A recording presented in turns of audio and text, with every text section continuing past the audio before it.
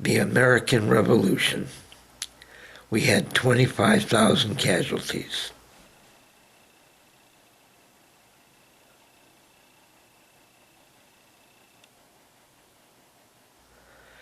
The Civil War.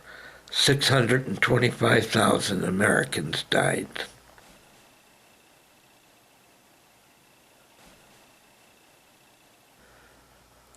World War I. We lost 116,000 Americans.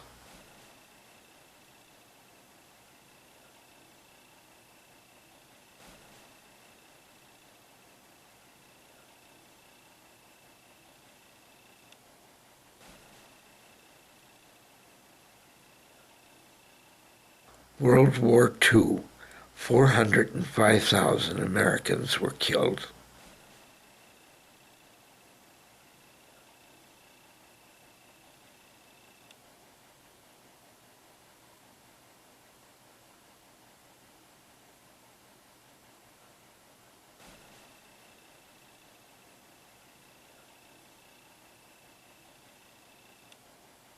The Korean War. 36,000 Americans perished.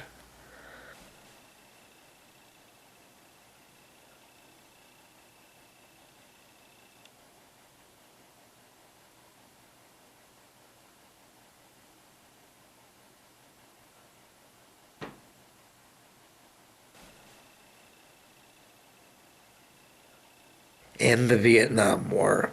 58,000 Americans lost their lives.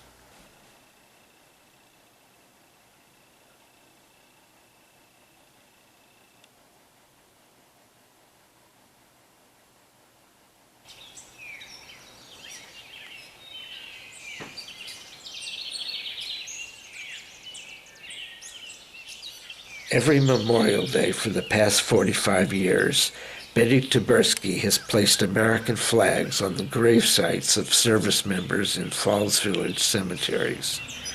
Recently, she's been assisted by Kent Allyn, overseer of the Falls Village cemeteries.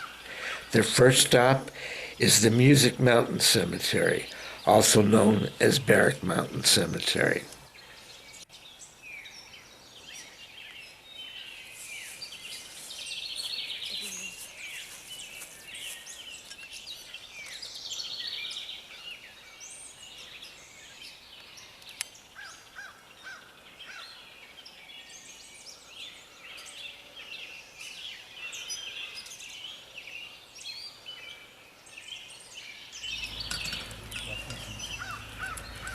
Whatever it was, stuck. And they didn't give me any medication specifically for that. I got the what? The cart. Okay. Betty and Kent's next stop is the Lower City Cemetery on the Undermountain Road. No. Okay. Good one.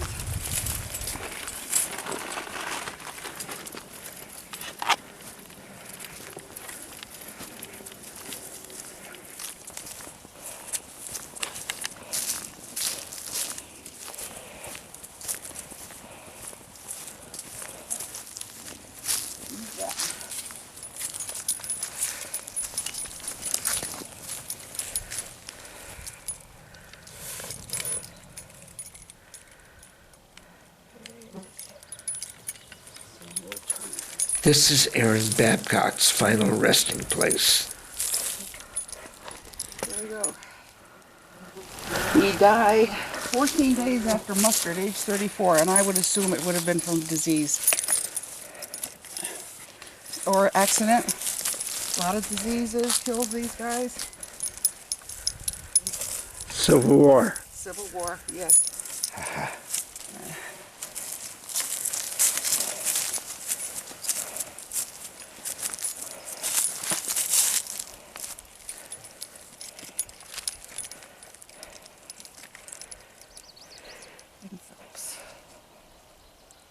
I'll take your old ones.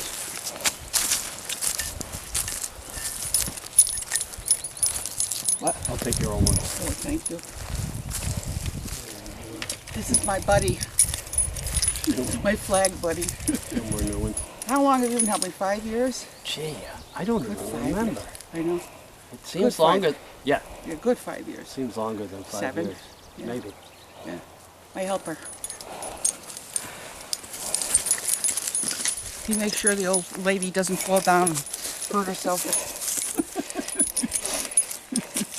It's mutual, I think, at this point. Yeah, we help each other.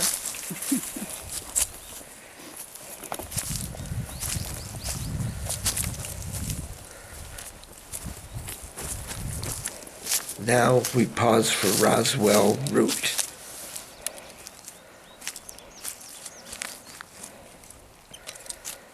This is the 2nd Connecticut Heavy Artillery. A lot of boys from Litchfield were in this regiment. And there's a big story about that. They fought at Cold Harbor, and I'll get into that later. But there's a lot of boys from Litchfield County and Canaan included that went into the war. And a lot of them died too.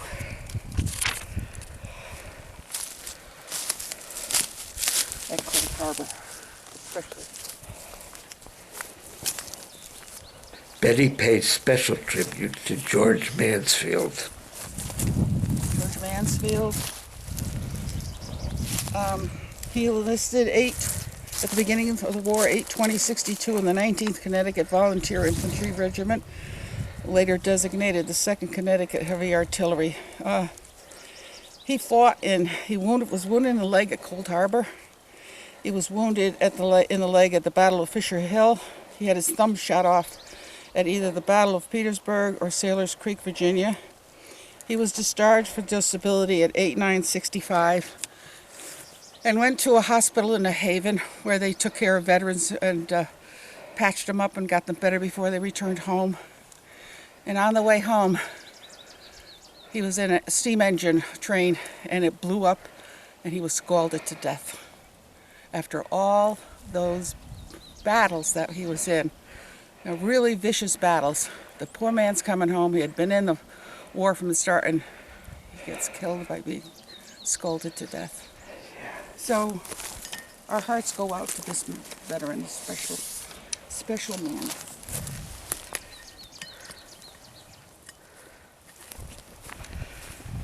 High up on Canaan Mountain, we visit the tiny Steep Road Cemetery.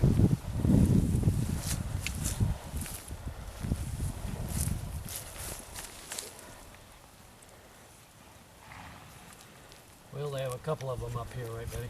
Yeah, just 2. Ebenezer barns. A tree branch came down on it.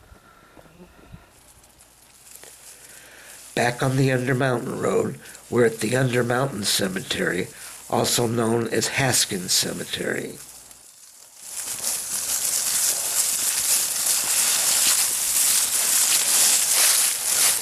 It's where Edward Coxwell is buried. He enlisted in the 13th Regiment Infantry, Connecticut Volunteers, and he was mustered in 1/11/62. He was wounded 9/19/64 at the Battle of Winchester.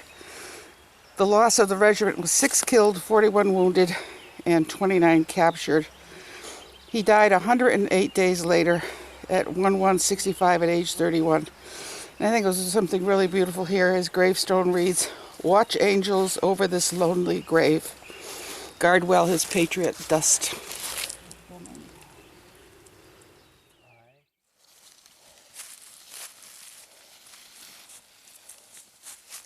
Kent goes to the tombstone of John Whitney, who fought in the American Revolution. And this cold arm to he, we hope, is something. Foul is gone to live with God on high. 1807 he passed away.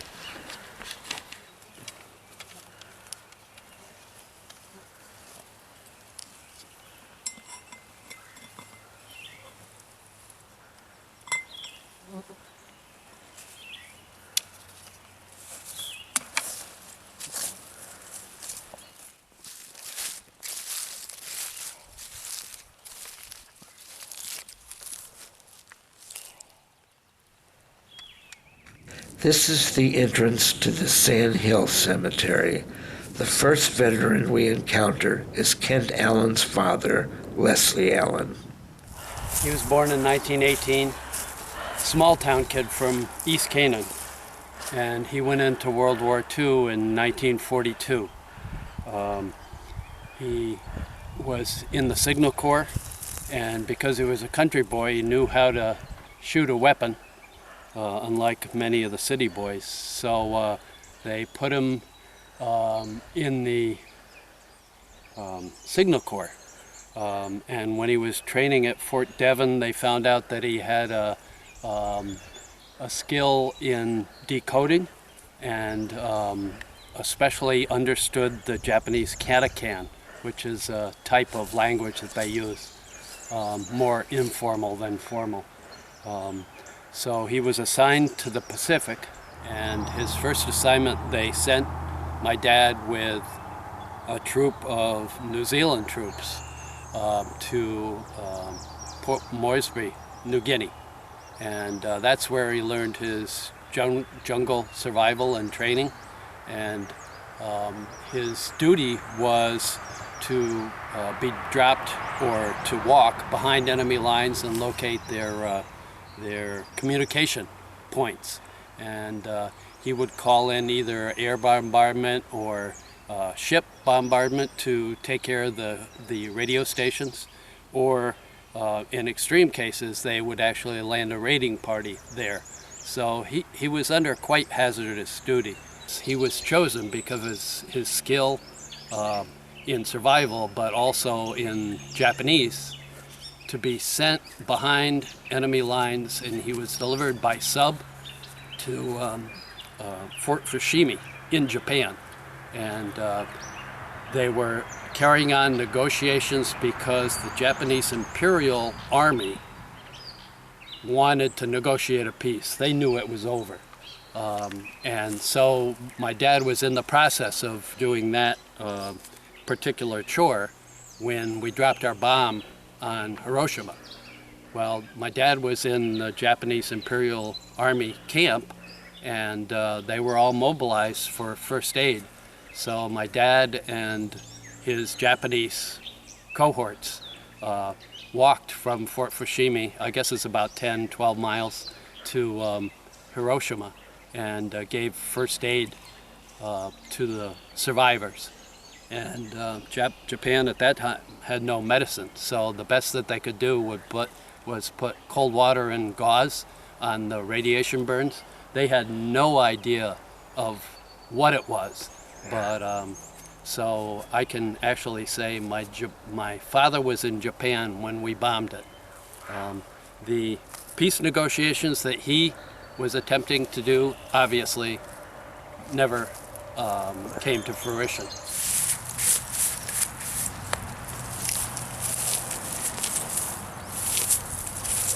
His name was Les. Yep, Leslie. Leslie. Yep. We all called him Les.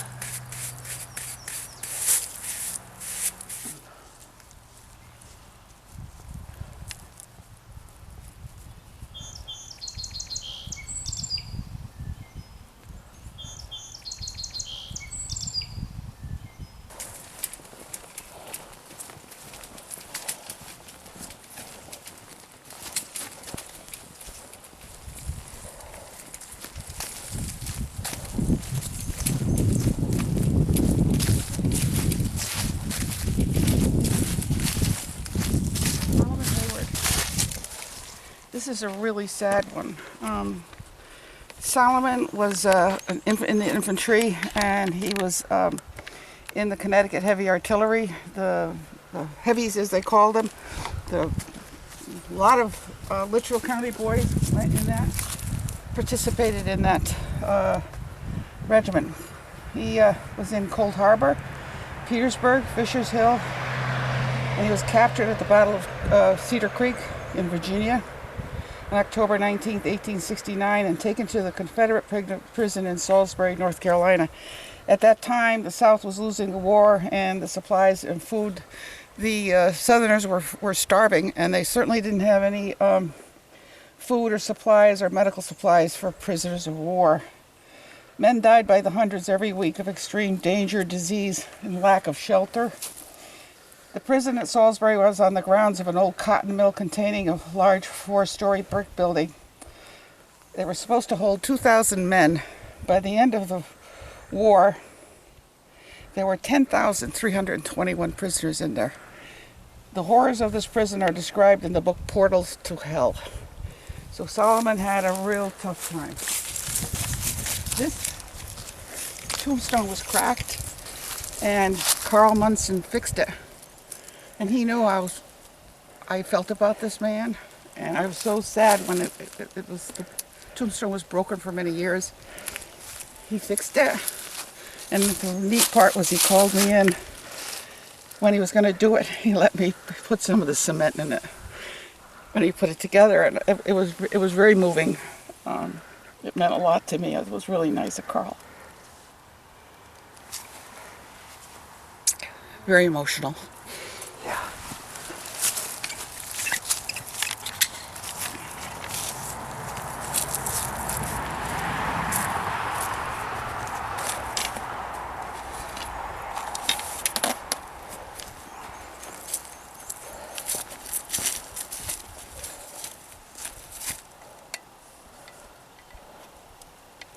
I always say that someday, when I go on the other side, I'm going to meet these guys and put the names and the faces together. No women so far.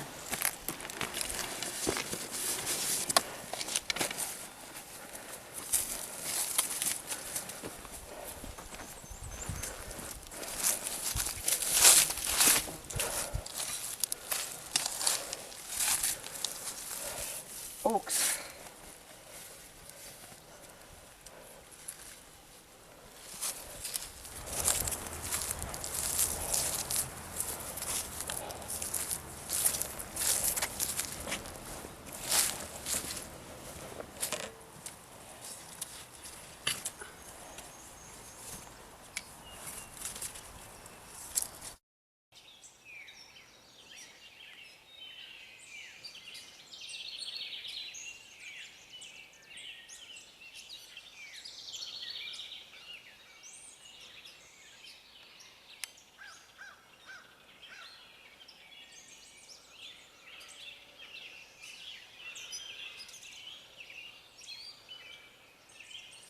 The next cemetery on our rounds is St. Patrick's Catholic Cemetery off the Dublin Road.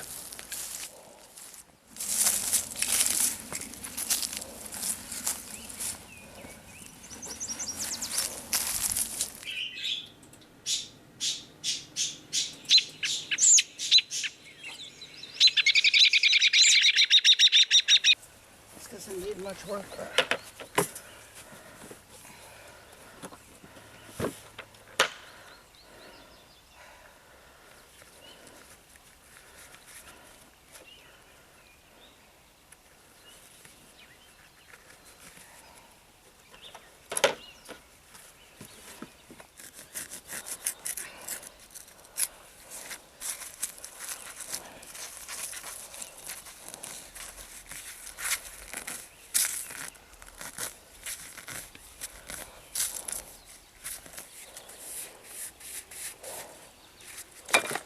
That's usually about it for these, for this cemetery.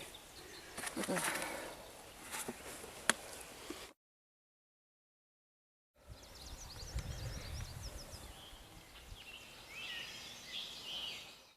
The final stop on our Memorial Day observance is Grassy Hill Cemetery, where 92 veterans are buried, including 10 officers from the American Revolution.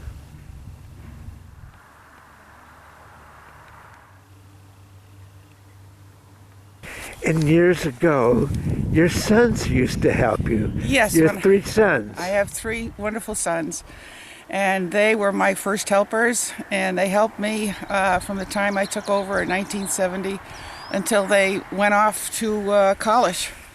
And they helped me whenever they could, and it was a family affair. And we loved it, and they loved it, and I thought it was a great way to teach them respect for the flag. respect for the veterans, respect for your country. And they were great, and it was a lot of fun, and they were very interested in it, so it was a great family experience.